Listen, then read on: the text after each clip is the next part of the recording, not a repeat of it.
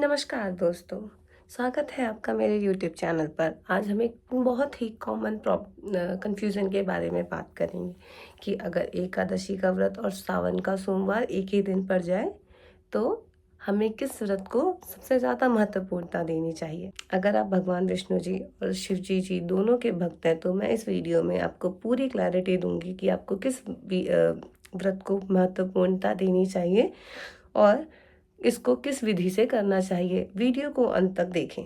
तो आइए सबसे पहले समझते हैं इन व्रतों का महत्व। तो इन एकादशी का व्रत विष्णु जी के लिए करा रखा जाता है। ये बेहद पुण्यदायी माना जाता है। इस दिन अनाज का सेवन नहीं किया जाता और केवल फलाहार किया जाता है। और सावन का महीना भगवान शिव जी को समर्पित होता है और हर सोमवार को शिव जी का व्रत रखा जाता है। जो भक्त होते हैं वो इसमें जल अभिषेक और करते हैं और बेलपत्र चढ़ाते हैं और पूरे दिन उपवास रखते हैं। अब ये दोनों अगर व्रत एक ही दिन पड़ जाएं तो हमें क्या करना चाहिए? बहुत सारे लोगों को ये कन्फ्यूज़न है। तो इस व्रत का किस व्रत का ज़्यादा महत्व है? आइए जानते हैं कि ऐसे में क्या कर सकते हैं। तो पहला तरीका यह है कि आप ये दोनों व्रत साथ में कर सकते हैं, लेकिन एकादशी के नियमों को हमें प्राथमिकता देनी है।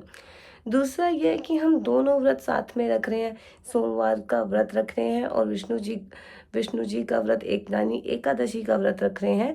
तो ऐसे में हमें दोनों के व्रत के नियमों का पालन करना चाहिए, उन्हीं के अनुसार भोजन ग्रहण करना चाहिए। आप पूजा का समय अलग अलग रख सकते हैं। आप सुबह शिव जी की पूजा कर लीजिए और शाम को एकादशी की पूजा।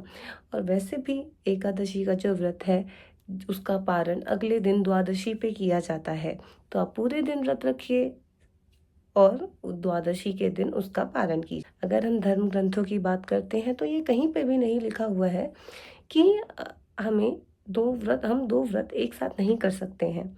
अगर आप शिव जी के भक्त हैं तो आप सावन का व्रत को महत्वपूर्णता देंगे। अगर आप एकादशी यानी विष्णु जी को मानते हैं तो आप एकादशी के व्रत को महत्वपूर्णता देंगी। लेकिन ऐसा कहीं भी नहीं लिखा है कि आपको दो व्रत इकट्ठे नहीं करने हैं। आप बिल्कुल कर सकते हैं, लेकिन हमें अब इसमें नियमों का बिल्कुल ध्यान देना होता है अगर हमारे दो व्रत कभी भी एक साथ एक ही दिन पर पड़ जाते हैं तो चलिए अब जानते हैं कि इस व्रत के दौरान हम क्या क्या खा सकते हैं। तो क्योंकि हमें दोनों ही व्रत को साथ में बिल्कुल अच्छी पूरी विधि के साथ पूरा करना है। तो हम खा सकते हैं साबूदाने की खीर, सिंघाड़े के आटे का हलवा, फल जैसे सेब, संतरा, केला, अनार और शकरकंद। वो भोजन जिसे हमें बिल्कुल नहीं खाना है, उन्हें अवॉइड करना है एकादशी के दिन, क्योंकि एकादशी में हमें अन्न खाना मना होता है। तो हम उस दिन ये सब हमें अवॉइड करना है। तो हम गेहूँ, चावल और लहसुन, प्याज इन सब का सेवन नहीं करते। तो दोस्तों, आपको अब समझ आ गया होगा कि अगर सावन का सोमवार और एकादशी का व्रत एक दिन पड़ जाए तो हमें क्या करना चाहिए। अगर आपको मेरी ये वीडियो पसंद आई हो तो please like, follow, subscribe and comment. And मुझे ये भी बताइए कि नेक्स्ट कौन सी वीडियो मैं किस सब्जेक्ट पे बनाऊं।